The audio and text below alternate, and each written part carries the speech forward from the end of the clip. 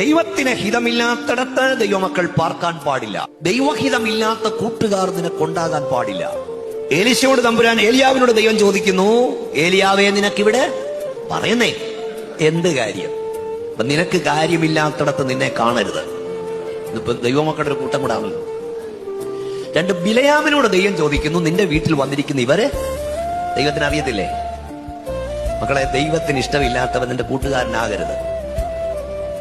3, മുന്നറിയിപ്പ് കൂടാതെ ദൈവത്തിന്റെ ദൂതന്മാർക്ക്, ദൈവത്തിന്റെ അഭിഷക്തന്മാർക്ക് നിന്റെ വീട് വിസിറ്റ് ചെയ്യുവാൻ കഴിയണം. ലോത്ത് പാർത്ത പോലുള്ള സ്ഥലത്ത് നീ പോയി പാർക്കരുത്. നിന്റെ കമ്പ്യൂട്ടറിൽ മിന്നിമറയുന്ന, ഞാൻ ശാന്തമായി പറഞ്ഞ സൗണ്ടിന്റെ ഇതുകൊണ്ടാ, മിന്നിമറയുന്ന ചിത്രങ്ങൾ, നിന്റെ മൊബൈലിൽ വരുന്ന മെസ്സേജുകൾ ആരും കാണുന്നില്ലെങ്കിലും കാണുന്ന ഒരു സ്വർഗമുണ്ടെന്ന് മറക്കരുത്. ഒന്നുകൂടെ പറയാം, ദൈവത്തിന് ഇഷ്ടമില്ലാത്ത കൂട്ടുകാർ നിനക്കുണ്ടാകരുത്. ദൈവത്തിന് ഹിതമില്ലാത്തിടത്ത് നീ പോയി പാർക്കരുത്. ദൈവത്തിന് ഹിതമില്ലാത്തതൊന്നും നിന്റെ മൊബൈലിൽ കാണരുത്, നിന്റെ കമ്പ്യൂട്ടറിൽ കാണരുത്. നിന്നെ കാണുന്നൊരു സ്വർഗമുണ്ടെന്ന് മറക്കരുത്.